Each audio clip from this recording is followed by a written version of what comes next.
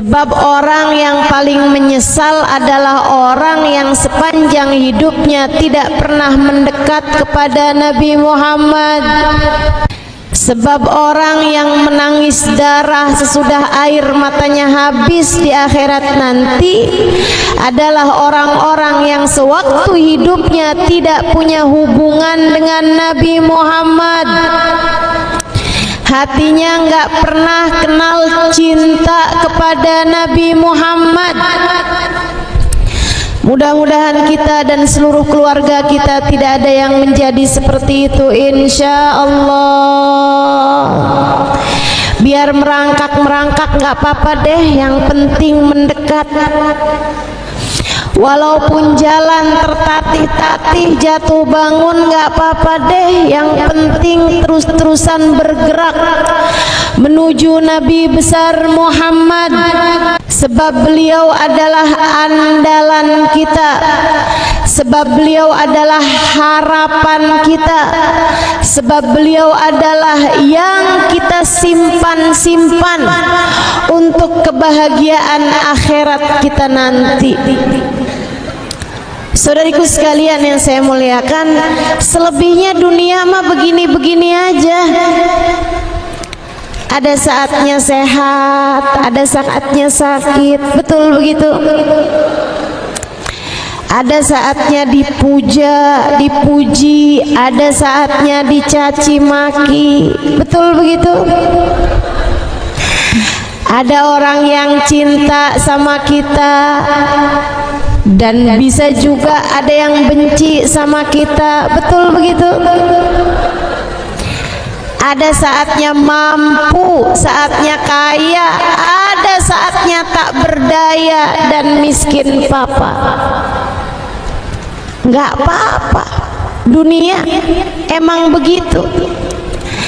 Yang kita harapkan adalah kebahagiaan kita di negeri akhirat. Bu, dunia ini buat orang cakep, orang jelek, orang pinter, orang bodoh, kaya, orang miskin, segitu-gitu aja senengnya. Susahnya juga segitu-gitu aja. Tenang aja. Dunia ini Allah ngasihnya adil, segitu-gitu aja. Senengnya sedikit, sebagaimana susahnya juga sedikit. Itu sifatnya dunia. Sehatnya sedikit, sebagaimana sakitnya juga sedikit. Sedikit, semuanya sedikit. Nggak banyak beda, Bu, antara orang pinter sama orang bodoh. Nggak banyak beda antara orang cakep sama orang nggak cakep. Ibu-ibu sih sekalian, biar kata orang jelek, kalau kena hujan basah juga, betul. Mohon maaf, biar kata orang cakep, kalau kentut bau juga, betul begitu. Dunia mah segini-gini aja, Bu, segini-gini aja. Saya udah ketemu banyak orang. Ibu percaya saya, adik-adik percaya saya. Jangan kamu pikir, wah kalau jadi orang kaya enak banget nih hidup saya. Enggak gitu. Enggak gitu. Ih, katanya separuh permasalahan kalau cakep terselesaikan. Enggak gitu. Kurang lebih aja, dunia sama-sama aja. Kamu, saya, dia, mereka dikasih ujian dalam kehidupan sama-sama aja. Kenapa? Sebab Allah mau ngingetin kita bahwa dunia bukanlah tujuan. Ia hanyalah jalan menuju negeri akhirat. Ia adalah jalan menuju kematian. Kalau udah mati, nah itu baru. Kalau udah mati itu baru. Yang seneng-seneng banget, yang susah-susah banget. Bu, andai yang sekarang dalam kubur nih, yang berada dalam siksa bisa ngasih tahu kamu kayak apa susahnya siksaan dalam kuburan. kamu nggak akan bisa menikmati nikmatnya makanan lagi. Andai kamu tahu seperti apa kesusahan orang-orang yang sekarang di dalam alam kuburnya mendapatkan siksaan, ya ampun Bu, nggak nafsu belanja di Shopee.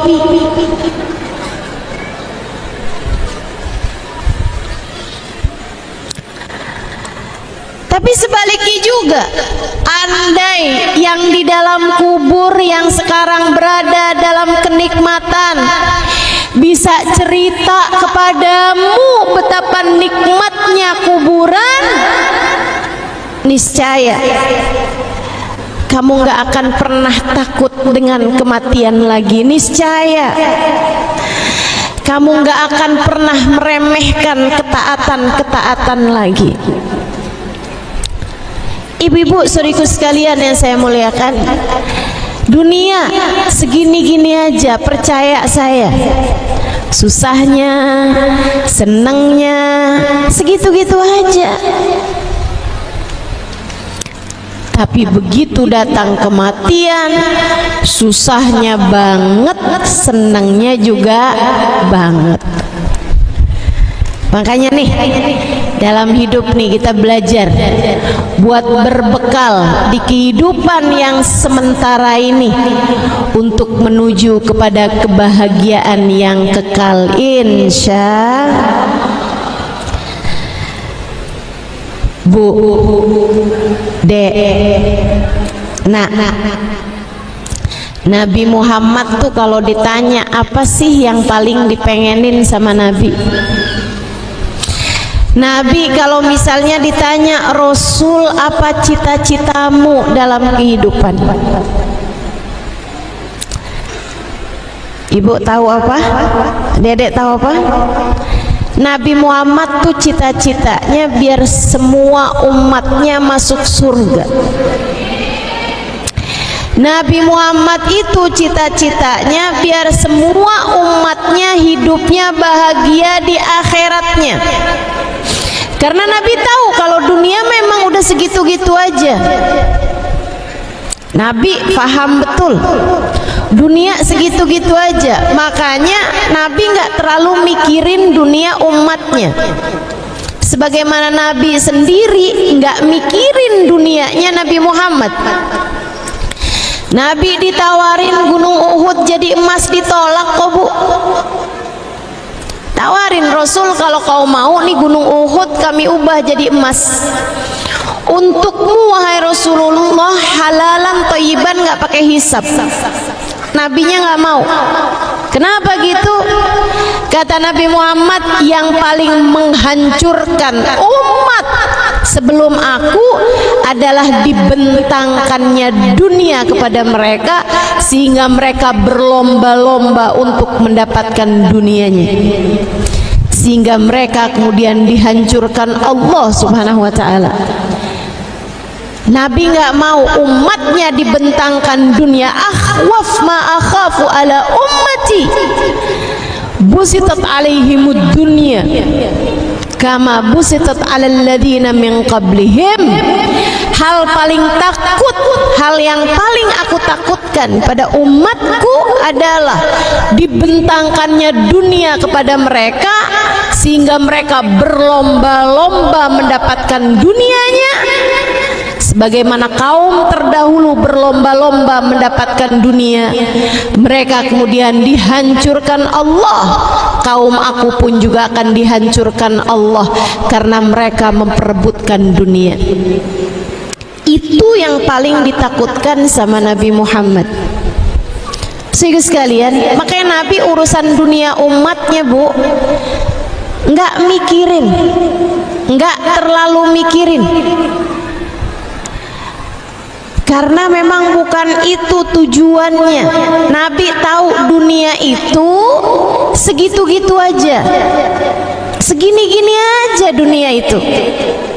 Yang paling seneng ya segitu-gitu aja, yang paling susah ya segitu-gitu aja. Antara orang kaya sama orang miskin, nikmatnya makanan tuh nggak terlalu beda, betul nggak? Yang nggak punya uang makan nasi pakai sambel, pakai ikan asin. Ikan asinnya sedikit aja, kan Indo asin. Makannya di tengah sawah, ya ampun. Calon gubernurnya siapa dia nggak peduli. Calon bupatinya siapa dia nggak peduli. Betul Bu? Nikmat bener.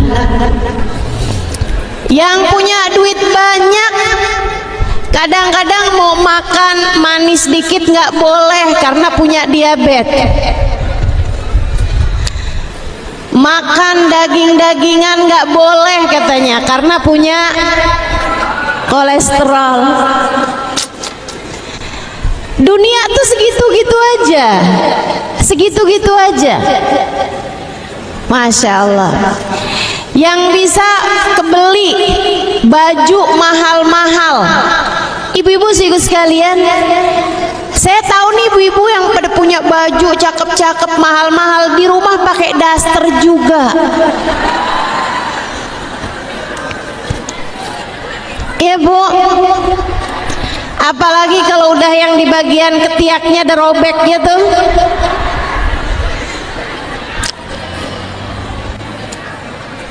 Suaminya bilang tuh baju kamu robek tuh. Iya tahu. Kok masih dipakai aja? Adem. Adem yang make, gerah yang lihat Bu.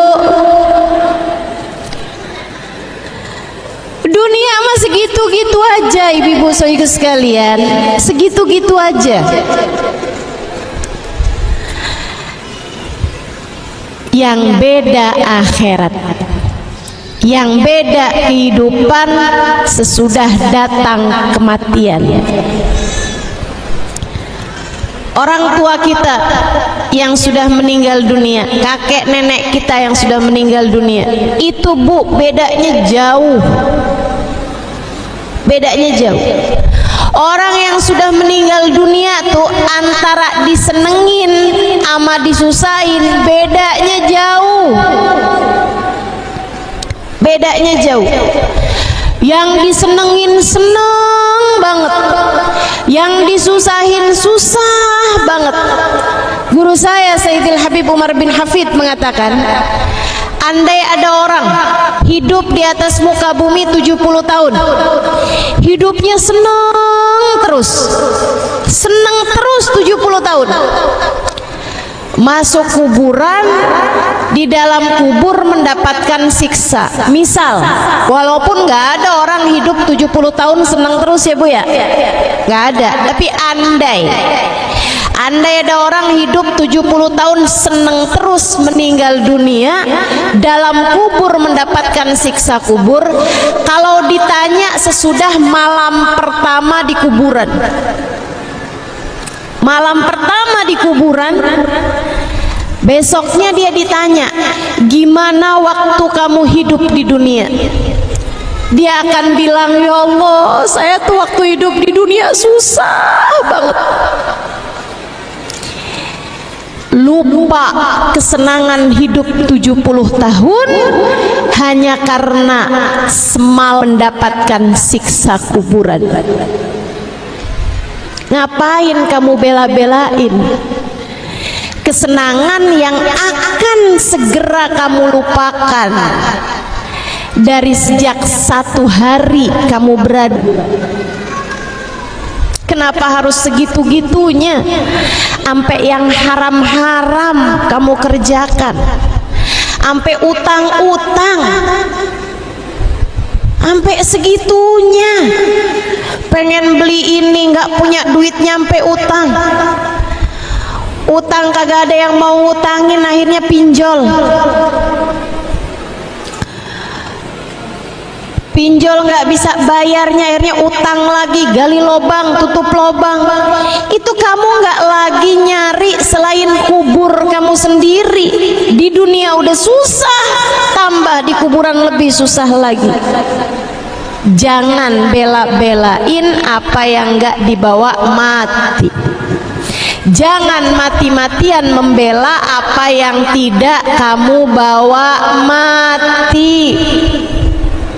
70 tahun andai seseorang hidup seneng terus, dipuji orang terus, disayang orang terus, 70 tahun nggak pernah sakit, nggak pernah miskin, nggak pernah gatel-gatel, nggak pernah panuan. Misal suaminya setia, suaminya sayang, punya anak-anak lucu-lucu, pinter-pinter semua. Misal ibu-ibu serius sekalian, nggak ada orang hidupnya kayak gitu. Tapi andai ada orang yang hidupnya kayak gitu, kemudian hari pertama di kuburan dia mendapatkan siksa, lupa nikmatnya hidup 70 tahun di dunia hanya karena satu malam mendapatkan siksa kuburan. Juga sebaliknya, kata guru saya Habib Umar bin Hafid, andai ada orang hidup 70 tahun, 70 tahun itu dia senang, dia susah terus. 70 tahun 70 tahun nggak pernah nikah, 70 tahun hidupnya sakit-sakitan, 70 tahun nggak ada yang sayang sama dia, 70 tahun makan nggak enak, tidur nggak nyenyak, 70 tahun. Ada nggak orang kayak gitu hidupnya? Nggak ada. Dunia itu ada senangnya, ada susahnya. Tapi andai ada orang yang hidupnya 70 tahun susah aja, nggak pernah senang.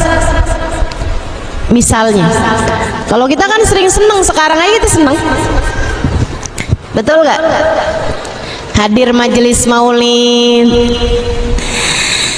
baca sholawat kepada Nabi Muhammad, senang apa nggak senang? Senang.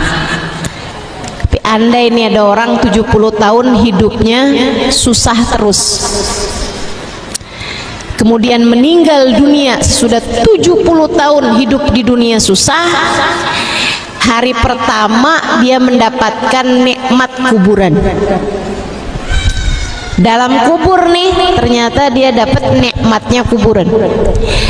Kalau dia ditanya besok hari sesudah satu malam mendapatkan nikmat kubur, gimana kamu waktu hidup di dunia?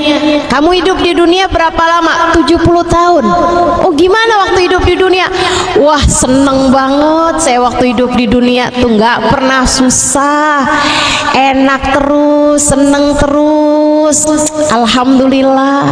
Lupa kesusahan hidup 70 tahun akan begitu mudah dilupakan oleh seseorang dari hari pertama dia berada di dalam kuburan, andai dia dalam kuburannya mendapatkan kenikmatan.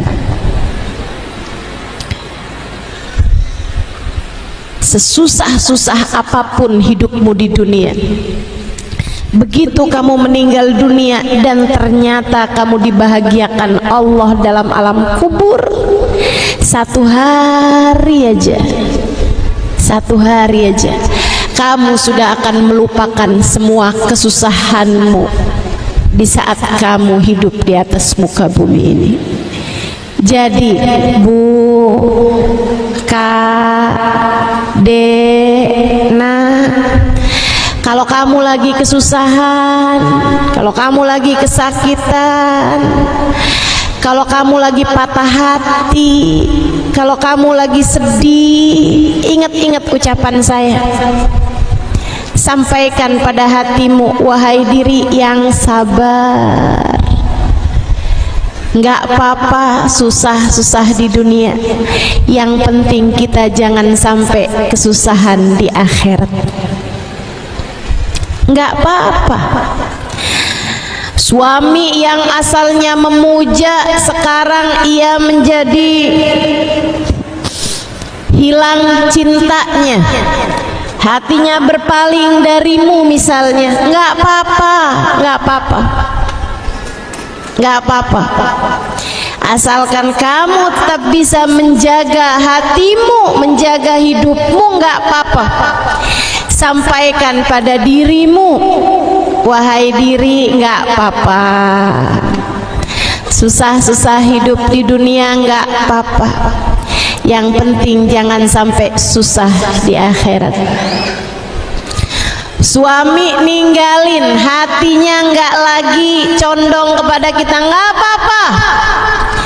Jangan sampai Allah dan Rasulnya yang meninggalkanmu. Manusia di atas muka bumi ini, sesiapa bisa meninggalkan kita. Akan tetapi kita berharap jangan sampai yang ninggalin kita sang pemilik kebahagiaan di akhirat nanti, Allah subhanahu wa ta'ala, dan yang bisa memberi pertolongan dan syafaat pada kita baginda kita Nabi besar Muhammad sallallahu alaihi wa ala alihi wa sahbihi wasallam. Seperti yang tadi saya sampaikan, Nabi kalau ditanya cita-citamu apa wahai Rasul, Nabi kepengen semua umatnya di akhiratnya hidup bahagia. Yang bikin di akhirat hidup nggak bahagia tuh apa sih sebenarnya? Nggak lain nggak bukan adalah dosa. Yang bikin hidup kamu susah di akhirat nanti apa, Dek? Dosa. Tuh, kalau kamu pacaran di bawah pohon, atau bahkan ada yang pacaran di atas kuburan,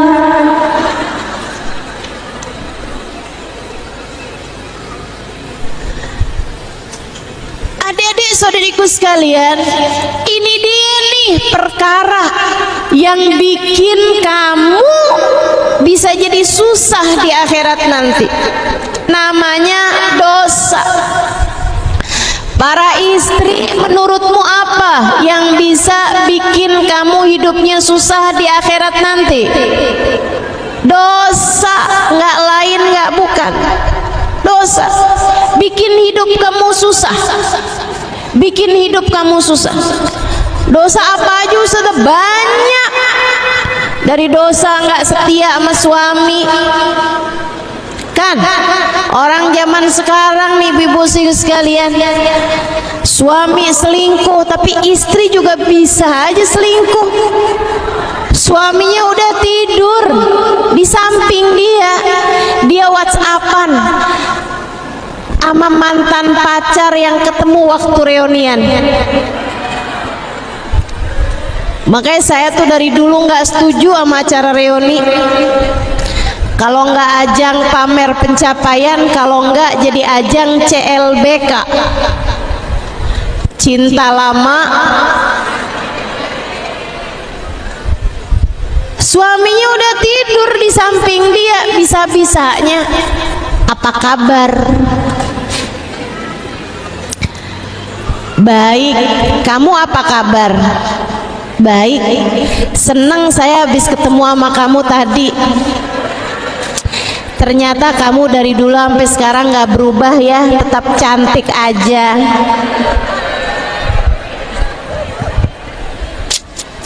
Setan.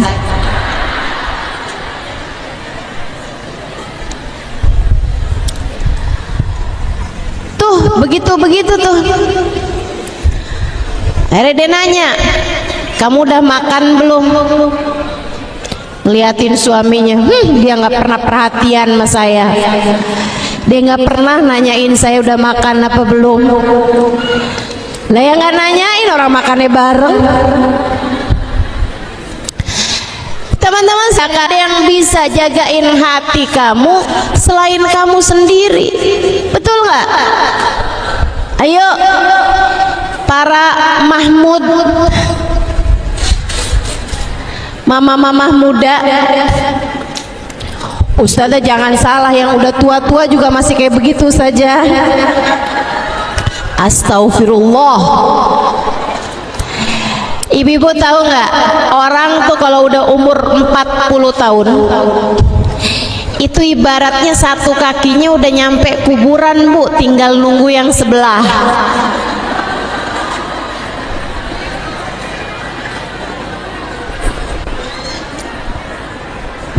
Saya pernah baca satu hadis Nabi kita Muhammad sallallahu alaihi wasallam, idza balagh umur ahadihim arba'in, apabila seseorang umurnya sampai 40 tahun. Ini kalau ngelihat mukanya banyak yang lebih dari 40 tahun nih udah. Kalau orang umurnya udah 40 tahun tapi belum baik juga, belum taubat juga, belum bener juga, sholat subuh masih kesiangan, ada tuh, ada. Di sini juga ada nih. Nggak tahu tuh mesti nunggu apa lagi tuh. Orang kalau udah umur 40 tahun akan tetapi kebaikannya belum lebih daripada dosa-dosanya, hidupnya masih berantakan, pikirannya masih dunia aja terus-terusan, nggak ada cinta di hatinya kepada Allah, nggak ada cinta di hatinya kepada Rasulullah, belum bertaubat dari dosa-dosanya. Ibu-ibu sekalian, kata Nabi Muhammad, masahas syaitan ala wajhih wa qal hadzal wajh la yuflih abada. Setan ngusap mukanya, Bu, orang umur 40 tahun pas ulang tahun 40 tahun, kalau kamu belum bener juga, kalau kamu masih jadi ahli maksiat juga, kalau kamu belum taubat juga, ibadah belum bener juga, setan usap wajah orang tersebut. Kemudian setan bilang, ini mukanya orang yang gak bakal beruntung sama sekali.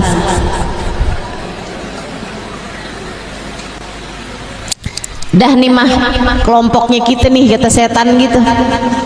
Naudzubillah min dzalik, naudzubillah min dzalik.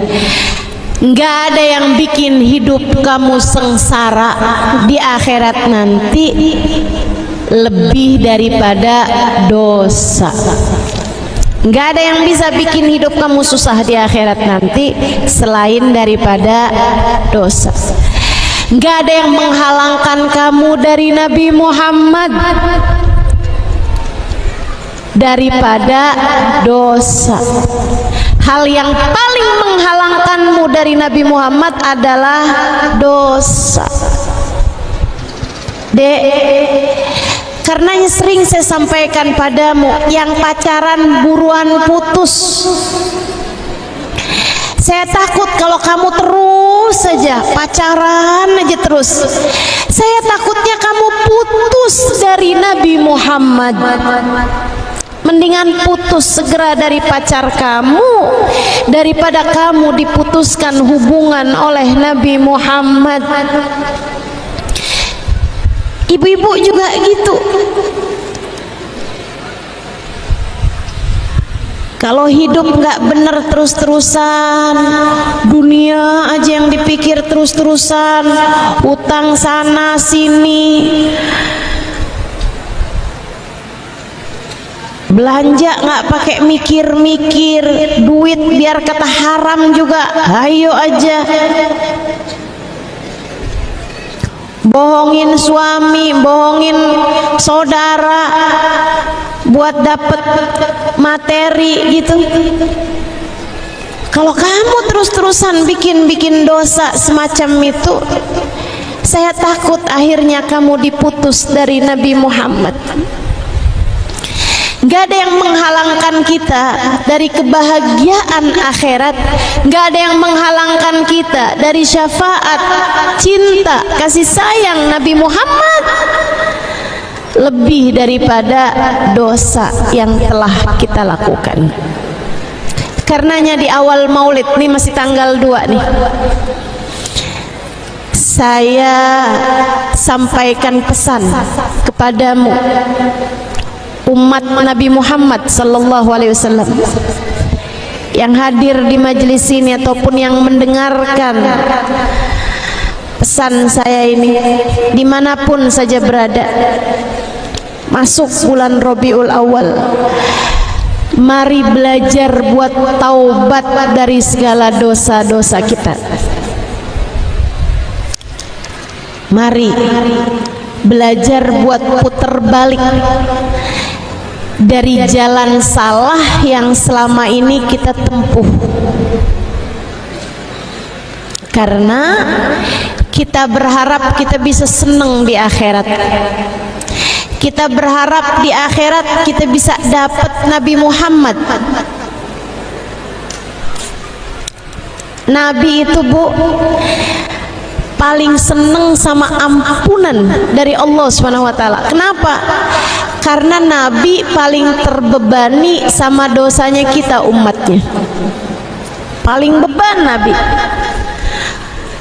Nabi takut, Nabi khawatir kita di akhirat nggak bisa barengan sama Nabi Muhammad. Satu hari ada Nabi Muhammad lagi ada di depan masjid bersama beberapa orang sahabat. Ketika lewat jenazahnya seorang Yahudi, Nabi Muhammad bilang kepada para sahabatnya, "Idza ra'aitumul janazah fagumu." Kata Nabi, kalau kalian lihat ada jenazah dilewatkan, dijalankan, maksudnya ada lewat jenazah depan rumah kalian, berdirilah. Kita disuruh kalau ada jenazah kita suruh berdiri. Sahabat pun karena ngelihat Nabi Muhammad berdiri, kemudian Nabi berkata seperti semuanya pada berdiri. Terus mereka bilang, "Hada Yahudi ya Rasulullah." Ini yang meninggal Yahudi wahai Rasul. Kenapa kita mesti berdiri juga gitu? Berdiri itu kan karena hormat. Ngapain kita berdiri karena hormat sama orang yang meninggal, padahal yang meninggal ini orang Yahudi bukan orang Islam. Orang kafir, nggak beriman pada Allah, nggak beriman kepada Rasulullah. Kata Nabi Muhammad, yang meninggal Yahudi, tapi malaikat yang nyabut nyawanya kan malaikatnya Allah juga. Malaikat yang bawa ruhnya kan malaikatnya Allah juga. Malaikatnya Allah tuh semuanya beriman. Jadi kalaupun kita nggak hormat sama orangnya, kita hormat sama malaikat-malaikat yang bersamanya. Semua sahabat berdiri saat jenazah tersebut dilewatkan depan Nabi Muhammad. Nggak lama kemudian sahabat yang paling dekat sama Nabi Muhammad ngelihat Nabi Muhammad menangis. Nabi nangis tuh lelehan air mata sampai cukup kenceng nangisnya Nabi tuh sampai yang bahunya naik turun, dadanya naik turun. Kayak Nabi nangis beneran sedih gitu. Yang sebelah nih heran. Terus bilang lagi, "Ya Rasulullah, ada Yahudi." Wahai Rasul, ini kan Yahudi Rasul. Kenapa engkau menangis sampai sedemikian? Kata Nabi Muhammad, "Nafsun aflatat minni fatadkhulan nar." Aku menangisi satu orang, satu jiwa yang terlewat dari syafaatku. Aku nggak bisa ngasih kepada dia syafaatku hingga di akhirat dia akan masuk ke dalam neraka. Saya menangisi satu orang yang nggak bisa saya selamatkan, kata Nabi Muhammad. Saya menangisi satu orang yang saya nggak bisa ngasih kepadanya syafaat. Nanti di akhirat dia mati, nanti dalam kubur dia mendapatkan siksa, nanti di sesudah akhirat, sudah kiamat, nanti dia akan masuk ke dalam neraka. Kesiannya, kesian. Ini Yahudi yang nggak beriman menabi, dia masuk neraka ditangisin Nabi Muhammad. Dia ngepaatin Nabi Muhammad, ditangisin Nabi Muhammad. Karena memang harapannya Nabi itu semuanya bisa masuk surga. Harapannya Nabi itu semuanya bisa senang dalam alam kuburnya. Jangan ada yang disiksa dalam kubur, jangan ada yang susah di akhiratnya, jangan ada yang susah di hari kiamat, jangan ada yang susah di padang mahsyar. Itu harapan Nabi Muhammad buat kita umatnya. Dan Nabi Muhammad tahu yang bikin susah kita, yang bikin kita nggak bisa seneng di akhirat itu nggak lain nggak bukan adalah dosa. Makanya Nabi sepanjang hidupnya berusaha, ya Allah ampuni dosa umatku, ampuni dosa umatku. Ibu-ibu, adik-adik, saudari-saudariku sekalian yang saya muliakan, pesan saya di awal Rabiul Awal, yuk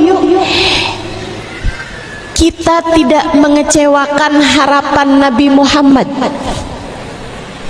Harapan Nabi kepengen kita semua selamat. Harapan Nabi kepengen kita semuanya senang di akhirat sesudah kematian kita. Harapan Nabi semua dari kita dapat syafaat Nabi Muhammad. Harapan Nabi semua dari kita bisa kumpul ada di barisannya Nabi Muhammad sallallahu alaihi wasallam. Harapan Nabi kita semuanya bisa lihat Nabi Muhammad, bisa ketemu sama Nabi Muhammad, bisa salaman sama Nabi Muhammad, bisa ucap salam kepada Nabi Muhammad langsung di hadapan Nabi Muhammad. Itu harapannya Nabi Muhammad buat kita. Jangan dikecewakan Nabi Muhammadnya. Caranya tinggalin dosa, tinggalin dosa. Bu, tinggalin. Tiap kali mau marah-marah sama suami, inget-inget aja, ya Allah, takutnya nih saya marah sama suami, ntar Nabi Muhammad marah sama saya, ntar Nabi Muhammad nggak bisa syafaatin saya, ntar saya putus dari Nabi Muhammad. Allah selalu tahu cara menghibur kita ya. Bismillah. Jadi teman-teman sekalian, pesan saya nih di awal Rabiul Awal, yuk kita taubat bareng-bareng. Henti dari melakukan perbuatan-perbuatan dosa yang kiranya bikin kita nyesel di akhirat nanti. Berhenti mengerjakan dosa-dosa sehingga semoga kita bisa bahagia sesudah kita meninggal dunia nanti. Sekali lagi, kalau urusan dunia mah begini-begini aja. Kita sekarang kepengen bisa jadi orang-orang yang Nabi Muhammad nggak kecewa sama kita, yaitu dengan kita jadi umat yang benar, yang jauh dari dosa, menjalankan perintah Allah, meninggalkan larangan-larangannya. Insya Allah. Yang biasa ngomongin orang, biasa marah-marahin orang, yuk belajar buat bisa lebih sabar, bisa nata ucapan, belajar. Yang biasa suka marah-marahin suami, ada di sini? Mana orangnya?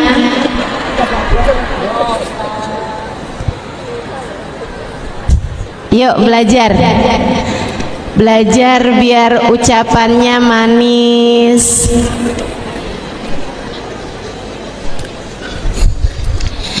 Ibu kalau punya anak, nih bayangin aja nih, ibu punya anak kecil, umur 10 tahun misalnya gitu, 9 tahun, marah aja. Kalau marah ngomongnya kasar sampai sebut-sebut nama binatang. Bu, malu gak? Ayo ibu, saya tanyain.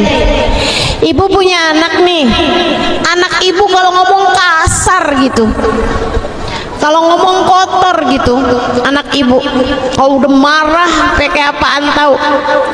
Ibu malu gak punya anak kayak gitu? Ibu, saya kasih tahu, Nabi Muhammad juga gitu. Nabi malu loh Bu, punya umat perempuan ngaku cinta sama Nabi Muhammad, hadir majelis-majelis maulid Nabi, khusyuk ucap salam Nabi, tapi kerjanya marah-marah aja mulu. Suaminya dimarahin, anak dimarahin, tetangga dimarahin. Malu Nabi. Yuk belajar, belajar, insya Allah. Yang kemarin sholatnya ditunda-tunda, sholatnya berantakan. Yuk, nih awal bulan Maulid, mumpung masih awal bulan Maulid, yuk kita benerin diri, tinggalin dosa, jadi hamba Allah yang bertakwa, jadi umat Nabi Muhammad yang benar. Kalau kamu lakukan ini, bulan Maulid aja dah, bulan Maulid aja. Saya selama bulan Maulid nggak mau marah-marah lagi. Misal, saya bulan Maulid jangan sampai ada sholat saya yang bolong, yang tertinggal, yang tertunda. Saya selama bulan Maulid akan jagain diri, nggak mau lihat yang nggak boleh saya lihat, jaga mata, jaga lisan, nggak mau bohong selama bulan Maulid. Misal gitu, kamu niatin hal-hal baik selama bulan Maulid ini, ibu-ibu sekalian, adik-adik semuanya. Misalnya nih ada adik-adik nih yang kemarinan pacaran aja, selama bulan Maulid dia bilang saya nggak mau pacaran, putus selama bulan Maulid. Habis bulan Maulid ntar gimana Ustazah? Lanjut lagi nggak pacarannya maksudnya. Ibu-ibu, adik-adik sekalian, selama bulan Maulid aja nih, kamu pastikan itu kamu lakukan. Saya yakin kamu kerjainnya karena Allah, karena Rasulullah ya. Kamu ngerjainnya saya pengen jadi hamba Allah yang benar, saya pengen jadi umat Nabi Muhammad yang benar. Saya yakin gak lewat kamu dari bulan Maulid kecuali sesudah Nabi Muhammad berkenan memandang dirimu itu. Kalau udah diliatin sama Nabi Muhammad, disayangin sama Nabi Muhammad, nanti kamu akan lihat hatimu jadi lebih damai, hidupmu jadi lebih tenang, kebahagiaan jadi lebih mudah kamu dapatkan.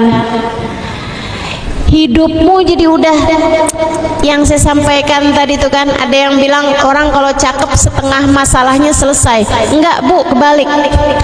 Orang kalau udah dilihat sama Nabi Muhammad, disayang sama Nabi Muhammad, dia dapat Nabi Muhammad dalam hidupnya, dikenali secara khusus sama Nabi Muhammad, setengah permasalahannya selesai. Karena ada tengadah tangan Nabi Muhammad buatnya secara khusus kepada Allah. Dan orang-orang yang udah dilihat sama Nabi Muhammad dengan pandangan kasih sayangnya, mereka akan menjadi salah satu dari orang-orang yang dibahagiakan hidup di akhiratnya, dan sudah akan diawali kebahagiaan tersebut dari sejak di dunianya. Yuk belajar buat taubat dari dosa-dosa. Jangan kecewakan Nabi Muhammad, sebab harapan dan cita-cita terbesar Nabi Muhammad adalah keselamatan kita umatnya.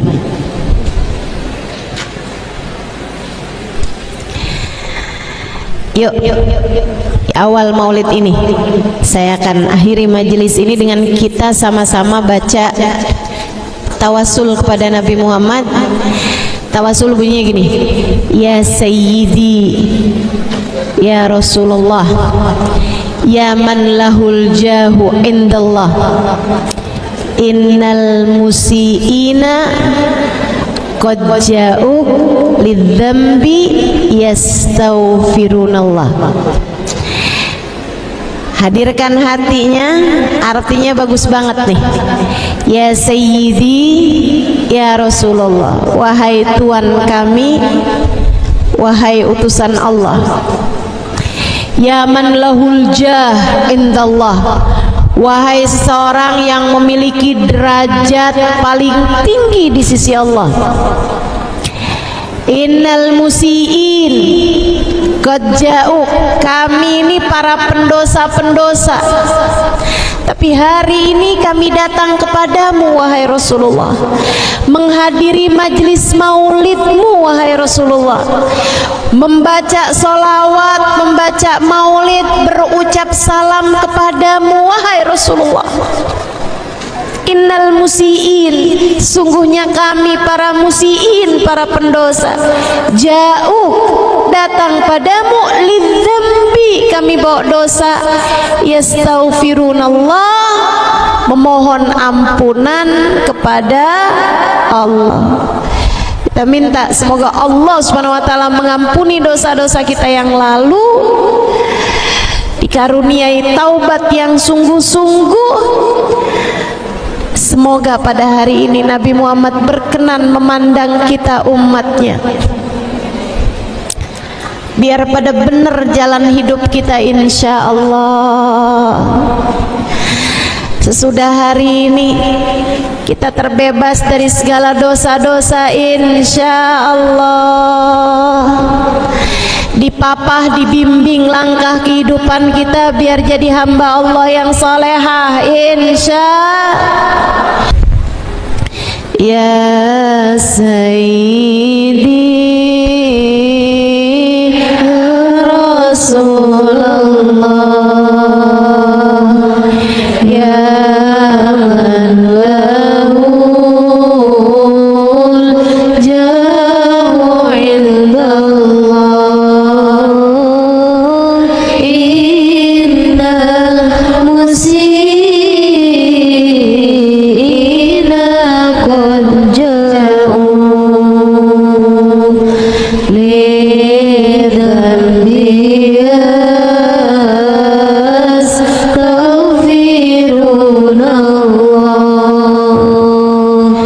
Ya Sayyidi, ya Rasulullah,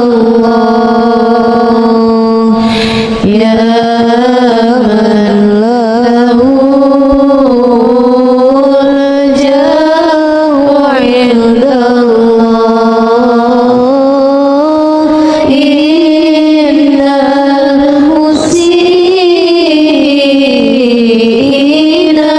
qad ja'u lidzambi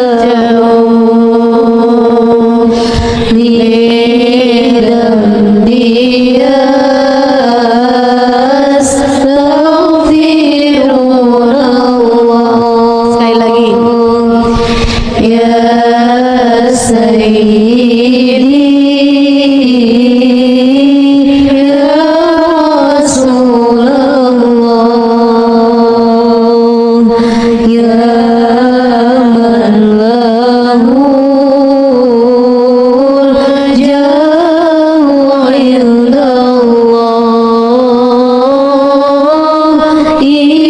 indallah, innal musiina qad ja'u lidzambi yastaghfirunallah. Al-Fatihah. Allah yaghfirud dzunub wa yasturul uyub wa yu'ti kulla sa'ilin minna wa minkum sula wa ma'mulah ala ma yurdillah wa rasulahu, yaj'alna min qurrat ain li sayyidil kaunain, yaj'alna mimman qurrat ain li sayyidil kaunain, yaj'alna mimman qurrat ain li sayyidil kaunain, lana wa li ahlina wa li dhawina wa li ahbabina wa ila hadratin Nabi Muhammad sallallahu alaihi wasallam. Al-Fatihah.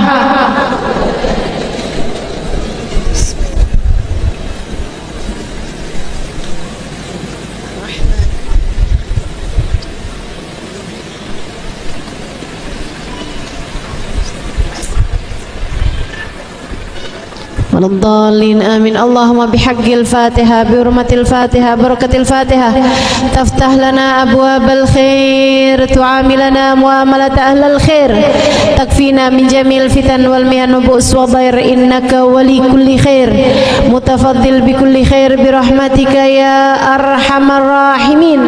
اللهم إنا نسألك زيادة في الدين، بركة في العمر، وصحة في الجسد، وسعة في الرزق، وتوبة قبل الموت، وشهادة عند الموت، ومغفرة بعد الموت، مغفرة بعد الموت، مغفرة بعد الموت، وعفوا عند الحساب، وأمانا من العذاب، ونصيبا من الجنة، وارزقنا النظر إلى وجهك الكريم، وارزقنا مرافقة بالنبي صلى الله عليه وسلم. اللهم إنا نسألك من العقول أوفارها، ومن الأذهان أسفاها، من الأعمال أزكاها، ومن الأخلاق أطيبها، ومن الأرزاق أزلها، من العافية أكملها، من الدنيا خيرها، ومن الآخرة نعيمها، بحق سيدنا محمد صلى الله عليه وسلم. Ya Allah, pandanglah kami umat Nabi Muhammad, pandanglah kami umat Nabi Muhammad, pandanglah kami umat Nabi Muhammad. Bukankah engkau cinta kepada Nabi kami Muhammad? Kami adalah umat Nabi Muhammad. Pandanglah kami dengan pandangan kasih sayangmu kepada kami umat Nabi Muhammad, sebab kami umat Nabi Muhammad. Karena cintamu kepada Nabi Muhammad, cintailah kami umat Nabi Muhammad. Ya Allah, ya Allah, ya Allah, ampunilah kami umat Nabi Muhammad, ampunilah dosa-dosa kami umat Nabi Muhammad. Ya Allah, bukankah engkau sayang kepada Nabi Muhammad? Bukankah engkau berjanji tak akan mengecewakan Nabi Muhammad? Ya Allah, kami tahu bahwa Nabi Muhammad kecewa kalau kami tidak selamat di akhirat nanti. Maka jangan kecewakan Nabi Muhammad ya Allah. Selamatkan kami semuanya ya Allah. Selamatkan kami dari neraka-Mu ya Allah. Selamatkan kami dari azab kubur ya Allah. Selamatkan kami dari segala dosa-dosa kami ya Allah. Ampunilah segenap dosa-dosa kami ya Allah.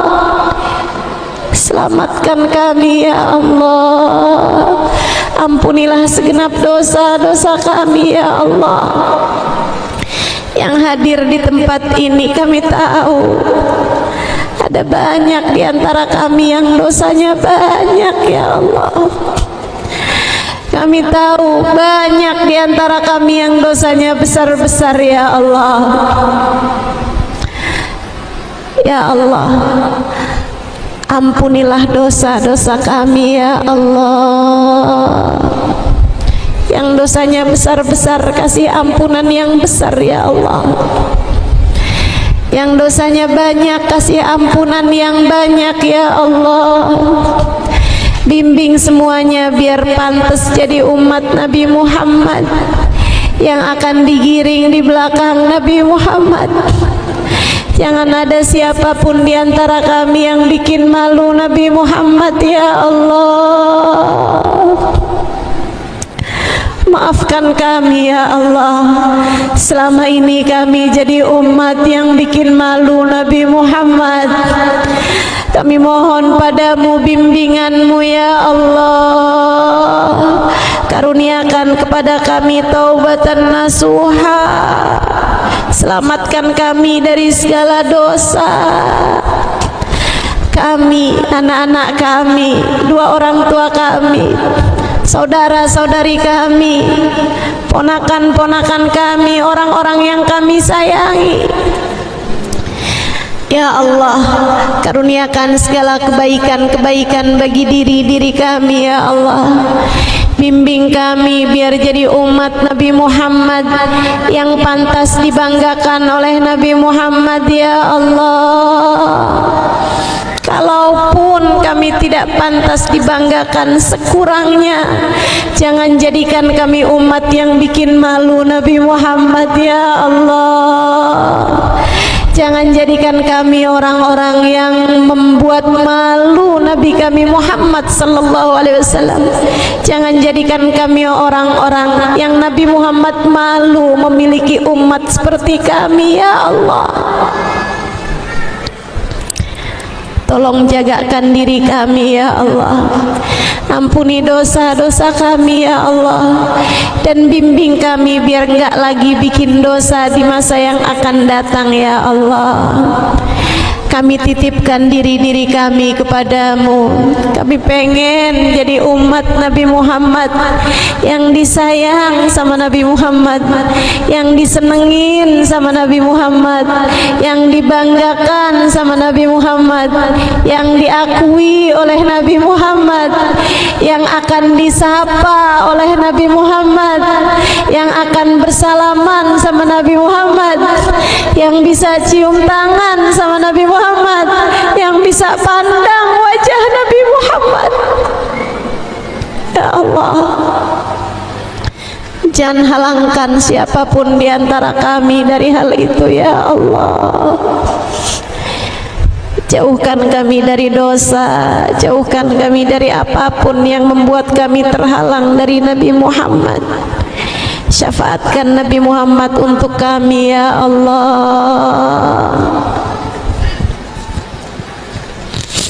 Kami mohon padamu ya Allah, sesudah hari ini jangan ada yang ninggal sholat ya Allah.